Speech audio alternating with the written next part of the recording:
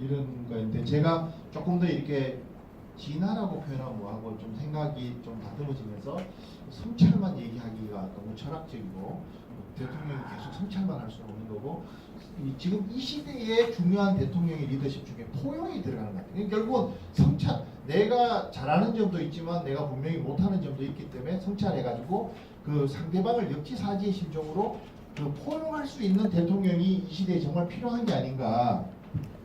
동의하시죠? 예. 왜냐하면 지금 그 문재인 대통령은 훌륭하신 점도 많은데 어쨌거나 저쨌거나 문재인 대통령이 몸담고 계시는 그런 팩션은 그 친노 그룹 내지는 그쪽 진보 계열로부터 온 것일 수밖에 없기 때문에 그러나 이쪽에 분명히 당신을 지지하지 않았던 5, 60%는 분명히 그 지금 현재 속이 부글 끓는 사람도 있을 거고 뭐 등등이 있을 건데 그러한 분들을 진짜 포용할 수는 없나, 통합할 수는 없나, 소통할 수는 없냐 뭐 이런 관점에서 우리가 머리를 한번 맞대보고 이제 오늘 이게 끝나는 것이 아니라 이제 앞으로도 다양한 주제들을 우리가 터치를 한번 한 2달에 한 번 정도씩 시간이 되고 여건이 되는 대로 모여서 하겠지만 이러한 것을 했으면 좋겠다. 그래서 우리가 대학원에서 할 때 이제 문제 제기가 있고요. 그 다음에 이론적 고찰이 있습니다. 그래서 여기에는 한번 다양한 개념들을 한번 저기 뭐죠? 선행 연구들을 한번 찾아보려고 합니다. 그래서 우선은 성찰의 개념이 뭐냐, 포용의 개념이 뭐냐, 통합이란 게 뭐냐, 소통이란 게 뭐냐 이런 거 알아보고 대통령 리더십에 대해서 성공하는 대통령, 실패하는 대통령들을 좀 한번 이론적으로나 문헌적으로 한번 서베이를 좀 해보고요. 그런 다음에 100만 행정부 공무원의 수장으로서 높은 성과를 창출하는 효과적인 오케스트라의 지휘자. 다음에 국회와의 협치를 기반으로 하는 민주적인 파트너로서의 리더십. 세 번째는 시민사회와 호흡을 같이 하는 친구와 같은 대통령, 시민사회 동반자. 네 번째는 무엇보다도 자신에 대해 엄격한 도덕성과 책무성을 지키고 되돌아보는 성찰적 리더. 그러한 그 시간 관리 속에서도 휴식을 통해서 자신의 컨디션과 활력을 관리해 나가는 필요도 있을 것이다. 이렇게 이제 보면서 저희 이제 연구실 내비 정책학 연구실이기 때문에 결국은 이제 정책에 대해서도 한번 생각을 해본다는 거죠. 정책의 성공이란 뭘까? 실패란 뭘까? 그리고 이 문재인 대통령이 문재인 정부가 5년간 그 5년 뒤에 손 털고 나갈 때 뭘 하고 나가면 성공이라 그럴 수 있나? 뭐가 실패인가? 이런 것에 대해서 개념 정리가 없다면 도대체 그냥 나는 문재인 대통령 싫으면 막 그냥 싫고 막 좋으면 좋고 이런 개념이 아니라 그래서 정책의 실패란 집행 과정에서 원래 의도했던 정책 목표가 달성되지 못한 상태라고 이런 데피니션을 내릴 수 있습니다. 여기에는 세 가지 개념이 나오는데 아예 집행도 아예 그런 거 말로만 떠들었지 공약하고 막 댕길 때는 표를 얻으려고 말로는 많이 했는데 아예 이루어진 바도 없어 시도된 바도 없는 것도 있을 수 있을 겁니다. 불집행. 집행은 이루어졌으나 정책의 성과가 나타나지 않았다. 집행 실패. 뭐 어느 정도 아웃풋은 있었으나 실제로 그 효과가 있었는지는 모르겠다. 정책 실패. 이렇게 세 가지 개념으로 나눠집니다. 그래서 불집행, non-implementation, 집행 실패, implementation failure, policy failure 이렇게 개념이 자꾸 올라갑니다. 그래서 우리가 앞으로 문재인 대통령의 5년간 이런 걸 볼 때 또는 평가하거나 앞으로 우리가 관찰 포인트는 과연 문재인 대통령의 어떤 파트가 불집행이었나, 어떤 파트가 집행 실패였나, 어떤 파트가 정책 실패였나 이렇게 개념적으로 의의적으로 나눠가지고 살펴보는 것도 굉장히 그 분석적인 도구로서 좋겠다 이런 생각을 합니다. 그래서 여기에는 호구 우드와건, 보긴, 레빈, 앵콜만 이런 정책 성공과 실패에 대한 다양한 학자들의 견해도 있고요. 그래서 보면 성공과 실패는 하나의 컨티뉴어스 컨셉이다. 이게 딱 성공이다. 이건 딱 실패다. 이런 개념이라기보다는 하나의 연속된 개념이고 또 성공이라고 하는 것이 그 양적인 개념뿐만 아니라 퀄리티의 개념을 포함하고 있고 세 번째로는 단일 차원의 개념이라기보다는 다차원 멀티플 디멘전의 개념이다. 이런 것을 성공과 실패. 그리고 영향 요인으로서도 이제 목표 달성이 됐느냐. 그리고 문재인 대통령이 원래 하고자 했던 그런 그 뭐죠 선언이 있다면 그 선언이 됐냐, 선언이 달성이 됐냐. 그리고 선언을 달성하는 데 있어서 어느 정도는 스무드했냐, 막 아니면 무리가 있었냐. 소요 예산과 시간이 너무 걸렸거나 예산이 너무 걸리지 않았느냐라고 보고, 두 번째로는 과연 이 국민 집단들의 지지가 있었느냐, 아니면 정책이나 프로그램이나 프로젝트에 관한 아주 정교한 그 설계가 있었느냐. 제가 그 박지원 전 대표인가요? 그분이 그 하신 얘기 중에 이 정부가 다 좋은데 그랜드 디자이너가 없는 것 같다. 그랜드 띵커가 없는 것 같고, 그러다 보니까 이 팔러시 차원, 프로그램 차원, 프로젝트 차원에서 좀 컨셉을 나눠놓고 선후 장단을 나갈 수 있는 그러한 어떤 빅 띵커라 그럴까요? 그러한 어떤 그가 없는 것 같다라고 하는 얘기가 제가 좀 동감이 갔습니다. 그래서 이러한 것들을 좀 헌신적인 태도, 그 다음에 정책 국민들과는 어떻게 갈까. 여기서도 보면 이제 우리 정책학에서 compliance라는 non-compliance라는 개념이 있지만 요즘에는 한 단계 더 나가서 단순히 문재인 정부에 순응하는 게 아니라 구체적으로 국민들이 수용할 수 있는 레벨까지 가야 돼요. 그래서 이건 거의 acceptance인데 이거는 심리적으로 acceptance 레벨까지 가야 됩니다. 그냥 compliance, non-compliance가 아니라 acceptance 레벨까지 가려면은 앞으로 어떻게 해야 되느냐 해서 이런 1차 결론을 내린다면 문재인 정부가 성공하려면은 우선 5가지 딱 조건이 있는데, 리더십이 강력해야 된다. 두 번째는 지지 집단이 강력해야 된다. 세 번째로는 당신이 하시고 싶은 일이 있을 텐데, 그게 뭐 청소년 81만 개 일자리 창출이든 뭐든 분명히 거기에는 목표와 수단 사이에 엄격한 그런 어떤 그 프로그램 디자인이 있어야 된다는 거고요. 지침이 명확해야 되고, 더 나아가서 그것을 뒷받침할 수 있는 유능하고 헌신적인 관료들이 뒷받침돼야만 된다. 이 5가지가 굉장히 중요한 저희 이제 정책학에서 근과 옥조로 여기는, 이게 정책 집행론의 그 하향식 이론에 나오는 거지만 제가 굉장히 좋아하는 거예요. 그래서 하향식 이론이 약간 비판하지만 그래도 이게 5가지가 되면 저는 성공한다, 이렇게 이제 보는 거고요. 그래서 아까 했던 얘기들이 조금 더 하면서 과연 성공이 뭐냐? 뭐를 해서 성공이냐 해서 이제 아마도 국민들이 바라는 성공이란 다음과 같을 것이다. 첫째, 무엇보다도 경제발전, 안보 위기 해소에 힘쓰면서 통일의 기반을 닦아가는 미래지향적 정부를 원할 것이다. 두 번째, 청년 실업, 고령화, 양극화 해소 등 다양한 과제들을 정책적으로 성공시키는 효과적인 정부를 원할 것이다. 세 번째, 아울러 헌법적 가치를 지키면서 국민의 기본권을 보호하고 소통하는 높은 도덕성과 책무성의 민주적 정부를 바랄 것이다. 이렇게 해서 이제 그래서 바라보면서 이제 역사적으로 시대 정신이 뭔지, 성찰과 포용, 통합과 소통이 뭔지, 또 국가적으로 위협이 어떤 것이 있었는지, 이러한 것들을 이제 링컨서부터 케네디서부터 한번 쭉 해서 뭐 만델라, 그다음에 체코의 하벨, JFK, 루즈벨트, 레이건 이거 허민 기자님이 그걸 써가지고 처음에는 리스트에 없었는데 레이건을 요소 야대 정국에서 70%의 그 당신의 시간 관리를 야당과 대화하는 데 썼다 해서 거기에 그래서 한번 레이건을 찾아보고 있습니다. 그 다음에 윈스턴 처칠, 마가렛 대처, 앵겔라 메르켈, 에르난데르, 우리나라 처음에 이제 김대중, 노무현 이렇게 하다가 우리 학생들이 좀 아닐 수도 있는 것 같고, 또 너무 한쪽에서 지지하는 분들이면 아니지 않느냐. 그래서 세종대왕님 정도면 그래도 상당히 그래도 인내심을 가지고 어떤 호평법 같은 걸 하는데 17년간을 기다려줘요. 국민들이 이해를 못하니까 그것을 17년간이나 기다려요. 대화하면서 국민들이 이해할 때, 백성들이 이해할 때까지.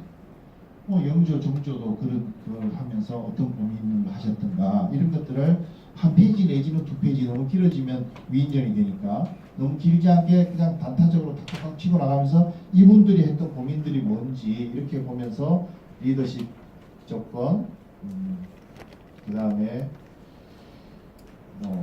정부적 조건, 그 다음에 정책적 조건 이런 것을 터치를 해보면서 감정적으로 우선 제가 이제 정책 제안을 8개인가 이렇게 보면 첫째, 쉽지 않을 것이다. 우선 환경이 사드 문제부터 등등등등 문제부터 지금 우리가 알고 있는 문제들이 쉽지 않을 것이다. 역시 또 쉽지 않을 것이다.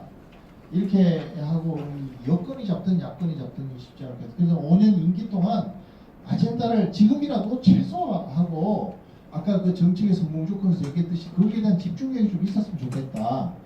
두 번째, 이전 정부와의 성과를 무리하게 안 단절지었으면 좋겠다. 셋째, 대통령은 높은 직접 이거는 말할 필요도 없고 소통이 힘들다 말할 필요도 없고. 넷째, 참모들한테 휩싸이지 마라. 다섯째, 청와대 집무실 구조 이건 좀 개선하고 있는 것 같은데 좀 더 일선 장관하고 이렇게 브레인스토밍으로 가라. 여섯 번째, 인사를 잘해라. 진영 논리에 집착하지 마라. 일곱 번째, 검찰 개혁이나 이런 개혁하려고 하는 것들을 좀 순서 있게 해라. 여덟 번째, 국회 시민사회하고 좀 더 입질하면서 가라. 근데 이런 걸 할 때 제 개인 생각으로 중요한 게 대통령이 필로소피가 있어야 돼요. 이거 한다고 되는 게 아니라 대통령이 필로소피가 있어야 되고 이 시대적 과제에 대한 명확한 인지가 있어야 되고 그렇기 때문에 당신이 하실 수 있는 일과 못 하실 수 있는 일에 대한 엄격한 그 컨셉을 가지고서 했으면 좋겠다 라고 하는 거고요.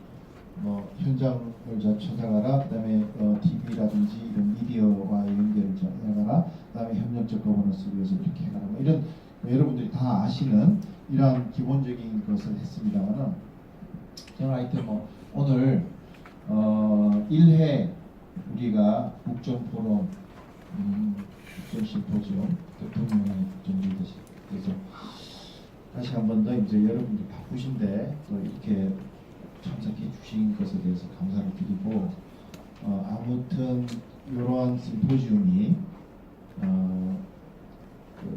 우리가 오버할 필요는 없지만 진지하게 한 2달에 한 번씩 3달에 한 번씩이라도 만나가지고 싹을 조금씩 물을 주는 개념으로 가면 여기는 다 지금 SKKU 학파입니다만은 그 SKKU 학파를 조금 더 넘어서서 우리가 사회에 의미 있는 메시지도 좀 던질 수 있지 않을까라고 하는 기대 심리를 가지고 이렇게 한 것입니다.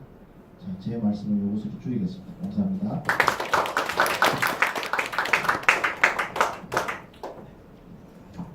예. 네, 오프닝으로 우리 권기현 원장님께서 의식만 통찰적 직관에 대한 철학적 성찰부터 문재인 정부의 성공을 위한 정책 재원까지 30분에 걸쳐서 아주 표고적으로 잘 해주셨습니다. 다시 한번 감사의 박수를 좀 부탁드리겠습니다.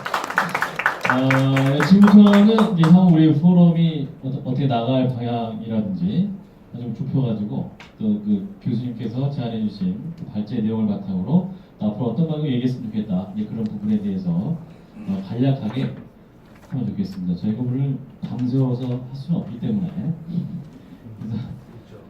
그래서 참고로 식사가 6시 반에요. 그렇습니다. 예. 그래서 굉장히 그래서 중앙언론사 편집국장 이상 정도만 10분을 드리고 그 외에 한 5분 정도 드리도록 하겠습니다. 그래서 오늘 이 자리에서 굉장히 많은 준비를 하셨어요. 휴가임에도 불구하고 이 자리에 나와주신 중앙일보 전영기 논설위원님부터 말씀해 주실까요? 네. 여기 원하시면은 이렇게 좀 플로우에 나가서 얘기를 좀 해주셔도 좋겠습니다. 그래 안 돼요. 지금 아주 좀 굉장히 충격적인 그 발제를 듣고 이 충격에 대해서 난 어떤 그 대응 답변을 할 것인가가 몹시 고민이 됐습니다. 근데 어차피 인생이라는 게 갑자기 주어지는 것이고 주어진 것에 대해서 또 자연스럽게 느껴지는 것만 얘기하면 되는 거 아니에요. 그 교수님께서 처음에 의식에 던져진 것 이렇게 말씀하셨잖아요. 어제 던져졌어요. 피투성이죠. 그래서 난 이게 뭔가 싶었어요. 의식에 던져진 이야기죠. 그래서 이제 그러나 저는 또 살아왔던 방식이 또 늘 만지는 것들, 보이는 것들, 또 겪는 것들 이런 거를 또 저는 머티리얼한 걸 얘기하는 습관이 되어서 그 얘기를 제가 먼저 드리겠습니다. 그 거꾸로 이제 올라가면 맨 끝에 교수님께서 정책 제언을 하셨어요. 이 부분은 미리 의식에 던져진 것들을 말씀하실 때는 이 준비된 이 발제문은 없었어요. 그래서 그거는 잘 모르겠고. 그러나 이 정책 제언 마지막에 했던 10가지는 제가 미리 준비된 발제에 있었기 때문에 그걸 제가 체크를 좀 해봤습니다. 그거부터 먼저 말씀드리죠. 정책 제언 10가지는 너무나 제가 그동안 이 문재인 정부의 한 달 반을 보면서 정말 절실했던 10가지입니다. 이것만 이게 어쨌든 우리가 이 국정포럼 성찰을 통해서 우리가 해낼 최종적인 태제가 지금 제시가 된 거고 이것만 제대로 해도 문재인 정부 성공한 거예요. 그래서 이미 우리 시작과 함께 끝을 봤다 이렇게 얘기할 수 있습니다. 이거는 당장 내일 SBS나 CBS나 중앙일보 이거 실어도 돼요. 톡으로 10가지를 제대로 하라는 거예요. 네. 내가 보니까 10가지 중에서 잘하는 게 3가지를 잘하는 거예요. 지금 현재 30점이에요. 그리고 아주 못하는 게 2가지입니다. 20점의 치명적인 문제가 있습니다. 그리고 나머지 50점 5개는 잘하는지 못하는지 두고 봐야 되겠다 이렇게 됩니다. 그래서 지금 문재인 정부의 그 초기 점수는 굉장히 위험하다 이렇게 얘기해요. 자, 그럼 뭔가 정책 지원 중에서 말이죠. 잘하는 거는 3가지인데 첫째는 대통령의 높은 지적 능력을 갖추어가지고 소통에 힘쓴다. 이거 아주 소통에 힘쓴다는 잘하는 것 같아요. 그분이 지적 능력이 뛰어난지 잘 모르겠는데 소통에 힘쓰는 건 사실이에요. 그래서 정책 지원 3번 소통에 힘쓴다. 아주 잘하고 있죠. 그 다음 또 잘하는 거 5번 청와대 집무실 구조를 개선하여 참모 일선 장관들과의 소통하기 위한 구조를 개선한다. 지금 현재 그 광화문 시대를 이제 법적인 게 시간이 필요해서 아직 안 되고 있지만 청와대 비서동에서 집무를 하고 있습니다. 그러므로 이거는 바로 5번 제안은 지금 그대로 실천되고 있습니다. 그 다음에 9번 현장에 답이 있음을 명심하고 자주 현장을 찾아서 국민들과 소통하고 심지어 초등학교까지 찾아가서 미세먼지의 문제를 얘기하고 있지 않습니까? 그래서 현장성 이 3가지는 A 플러스를 주고 싶습니다.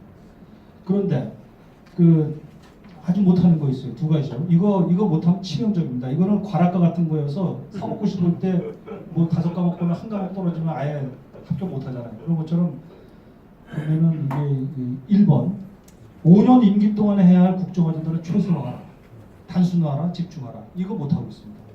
대통령이 그동안 한이 많고 맺힌 게 많아서 그 세력들이 보이는 족족 다 하려고 이거 안 됩니다.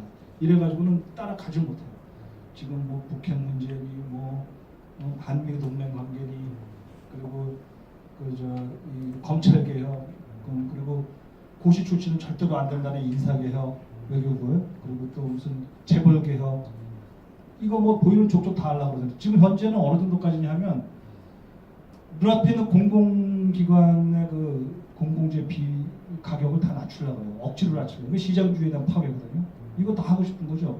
그러면 한 30년 정권 잡아가지고 이 나라를 사회민주주의 정권의 사회주의 정권으로 서서히 가져가면 건 되는데 짧은 시일에 이거 하면 안 돼요. 그래서 이 중에서 우선순위로 둬야 된다. 우선순위에서 지금 현재 빨간 적신호가 켜져 있다. 우선순위를 분명히 해라. 한두 가지만 하라. 이렇게 하고 싶고 2번째는 2번이죠. 이전 정부의 성과를 무리하게 단죄를 짓지 말고 좋은 정책을 계속 발전시키다. 이거 전혀 안 되고 있습니다. 네. 지금 4대강 같은 경우에는 난 무지하게 걱정되는 게 4대강 재자연화라는 얘기 들어보셨어요? 지금 이 정부의 청와대와 환경부의 목표가 그거예요. 4대강을 졸졸졸 흐르는 시냇물로 만든다. 아니죠. 그건. 4대강 문제를 개선해야 되는 거지 4대강을 원래 자연화로 돌리는 건 아닙니다. 지금 4대강은 말이죠. 수질 문제 때문에 문제가 되는 거지 수량 문제는 해결했습니다. 이 수량 문제조차도 다 없애려고 옛날처럼 돌아간다? 청계천 지금 잘 되고 있잖아요. 저거 옛날처럼 재자연화 해가지고 시냇물 떠랑이 졸졸졸 흐르는 걸로 하면 수량 문제 어떻게 할 거예요, 당장. 이거 물 없으면은요 전기 없는 것보다 더 무서운 거죠. 수량 문제를 해결했거든요. 이와 같이 옛날 정권 무조건 부정하겠다는 거, 이 부분이 전 걱정됩니다. 그래서 이게 과거와의 그 개선, 그죠? 이 부분에 대해서 좀 취약점이 있어. 이 두 가지 부분. 그래서 국정 아젠다를 최소화하라. 그다음에 과거와의 정권을 개선 발전할 건 하라. 이 부분에 대해서는 이제 아주 보면 현재 아주 어려운 상황입니다. 나머지 그 5개는 잘 될지 안 될지는 가봐야겠습니다. 네, 그래서 이거 이 정도로 하고요. 지금 10분이라서 다 됐죠?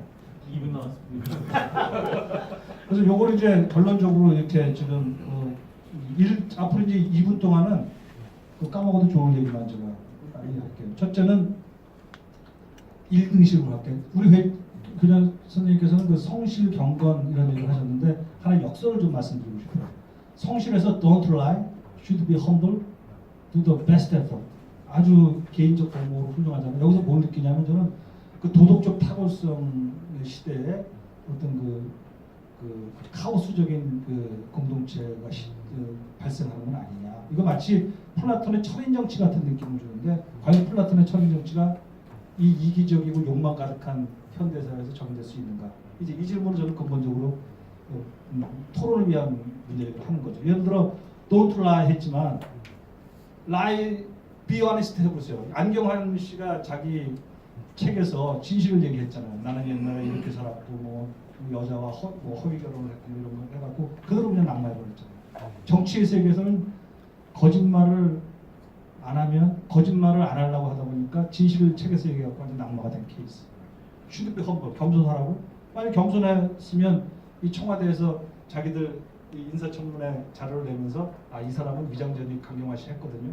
이 사람은 옛날에 또 표절했거든요. 이거 다 밝혔잖아요. 밝히니까 거기서 너희들은 겸손하구나 하고 끊는 게 아니라 더 강화되게 그 압박을 하죠. 그래서 지금 대통령 사과를 해야 되는 지경에 이르렀잖아요. 그렇죠? 그다음에 do the best effort, 최선을 다하라 했는데 지금 대통령과 이 집권 세력은 최선을 다하고 있어요. 대북 문제, 북한 한미 동맹 문제, 이 가격 문제, 외교 문제, 재벌 개혁 다 하려고 했는데 be the best 하다 보니까 아무것도 못하는 지경이 될 가능성이 있다. 그래서 이게 성실의 문제와 그러니까 개인적 레벨에서의 성실과 공동체에 있어서의 성실과의 어떤 격차 이런 거는 좀 생각해 볼 하나의 토론거리다 이런 생각이 들고요. 그리고 아까 이 식 문제요. 그 무슨 마음의 구조 1, 2, 3, 4, 5인데 이거 출처는 어디예요? 이게 대승 기신 논소인가요? 원래? 출처는 이제 그 상식이에요 이거. 그래서 불교에서는 상식이에요. 요즘에 대해서는 이제 보면 최초의 개체적인 자아는 견고하다 그랬잖아요. 독립적이고. 그러니까 이게 상당히 저희 셀피시한 건데 그렇죠. 좀 더 나아가면 열린 이게 자아가 말하자면 그리고, 데카르트 내지는 뉴톤의 그렇죠. 견고한 그 다음에 세 번째는 최종적 단계에서 해방된 자 이렇게 얘기했는데 이게 정치권에서 재미난 게 같아요. 네. 처음에 그 셀피시한 그 투쟁적 자아는 야당 시절에 서로 자기 주장만 할 때 그 투쟁적 야당인데 이제 집권을 했어. 그러니까 자아가 열렸어. 애국심에 호소하는 거야. 어제 그죠 우제 야당의 여당 의원식으로 막 울잖아요. 울면서 여러분 대통령이 이 정부가 그렇게 하고 싶어하는 일을 이렇게 안 해주면 어떡합니까 하고 막 엉엉 울잖아요. 진작 그렇게 하지 야당 시절에. 이 자아가 열린 거야. 그래서 이제 보편적인 개념에 도달했는데 그것도 아주 우스꽝스럽죠 사실은. 옛날에 좀 잘하지. 지금 지들이 급하니까 보편적 얘기를 했잖아. 한 발 더 나아가서 이제는 해방된 자아를 얘기해야 된다. 그게 뭐냐? 양보를 해야 돼. 권력을 양보해야 돼. 지금 자리 같은 거 자기들 코드 인사 그만하고 몇 개 한두 개 주면 떡 줄게 그만 잡아먹으라고 안 잡아먹거든요. 그러니까 안 주는 거예요. 그래서 이 개념적 그 열림에서 실질적인 권력을 양보하고 자리를 양보하고 사과도 하고 뭐 이래야 이제 이 해방된 자아가 되잖아요. 그래서 개인의 인격의 그 성장의 발전에 맞는 정치의 발전의 단계 이런 생각이 좀 들었고요. 그 다음에 마무리를 하겠습니다. 그 다음에 그 마무리를 해야겠다. 그리고요. 또 넘어가서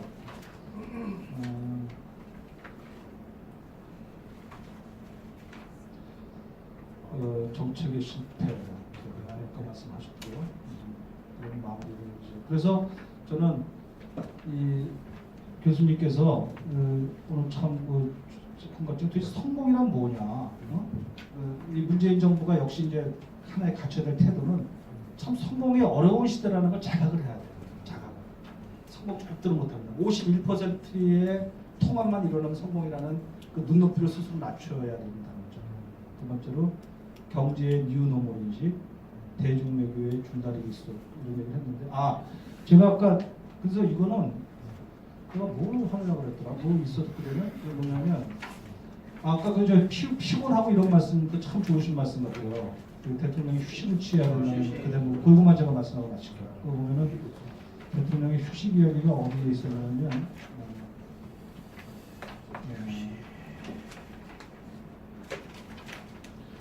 거기 보면 아까 이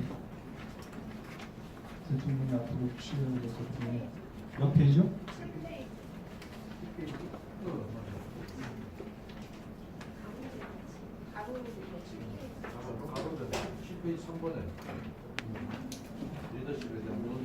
이론적 고찰 세 번째에 다시 세 번째. 거기에 저는 이거는 이제 마지막으로 읽는 걸로 좀 끝냈으면 좋겠습니다. 이게 대통령이요 지금 100만 행정부 공무원 수장으로서 높은 성과를 낸 효과적인 지휘자가 돼야 되고요. 그다음에 국회와 협치를 해야 되는데 국회 협치를 못 하고 있어요. 아까 얘기한 대로 아직 나눠줄 생각을 못 하고 있고 물리적인 걸 나눠줘야 되거든요. 자, 세 번째로 시민사회 호흡을 같이 한 친구와 같은 대통령. 이거 말은 좋은데 이게 이제 이러다가 지금 꼭 끌려가요 지금 민주노총한테 끌려가고 있고 허술해요 그 사람. 그 끌려가는 정치를 할 가능성이 있으니 조심해야 되고 그리고 마지막으로 무엇보다도 도덕성, 책무성을 지키고 성찰서를 리더에는 틀림없어요 이미. 그다음에 그럼에도 불구하고 휴식을 취해야 됩니다. 왜 휴식을 취해서 자기가 그동안 너무 쉴 새 없이 지금 캠페인을 했고 바로 대통령이 됐고 그래갖고 이게 결정적으로 말이죠. 92년인가 클린턴 대통령이 빌 클린턴 대통령이 제가 그때 연수를 가서 내가 알게 됐는데 그때 이 양반이 너무 일을 많이 해가지고 의료보험 이런 거 초기에 힐러리 클린턴 둘이 같이 부부가 하다가 완전히 망가가 됐거든. 한 1년도 안 돼가지고 뭐 지지율이 갑자기 한 80%가 훅 떨어졌어요. 30% 정도로. 그래갖고 엄청난 위기가 닥쳤을 때 그때 공화당에서 공화당 출신에서 홍보 일을 했던 데이빗 거건이라는 사람이 거기 들어가요. 공화당 사람이 민주당 백악관에 들어가요. 그때 참 잘하는 인사지. 그래서 데이빗 거건이 이 사람이 7명의 대통령을 모셨어요. 그래가지고 이제 우리나라에도 성공한 대통령의 7가지 법칙 이런 책을 그 사람이 썼어요. 그 사람 책에 보면 쉬어라. 그래갖고 대통령이 한 2주간인가 푹 쉬는 적이 있어요. 일부러 억지로 쉬게 해가지고. 그러고 나서 화려한 부활을 합니다. 푹 쉬고 비전을 갖고 큰 성과를 큰 그림을 갖고 다시 대응을 하고 시작했어요. 이건 제가 그때 기억에 내가 칼럼을 하나 1000자짜리 칼럼을 써서 클린턴의 화려한 부활이라는 글을 하나 썼는데 그때 휴식이 왜 중요한가 이런 데서 대통령이 지금 너무 휴식을 못 취하고 있어서 그 여권 지도자 가서 이제 보면 대통령이 좀 피곤하신 것 같다 이런 말을 많이 하거든요. 오늘 이 세미나의 저는 가장 큰 현실적인 제안은 좀 쉬셔라 이걸로 마치겠습니다. 네. 정영기 연설위원님 15분 쓰셨습니다. 네. 여기서 우리 나머지 세 분의 토론자분들은 한 포인트씩 짧게 한 포인트씩 앞으로 뭐 어떠한 방향으로 했으면 좋겠다. 네.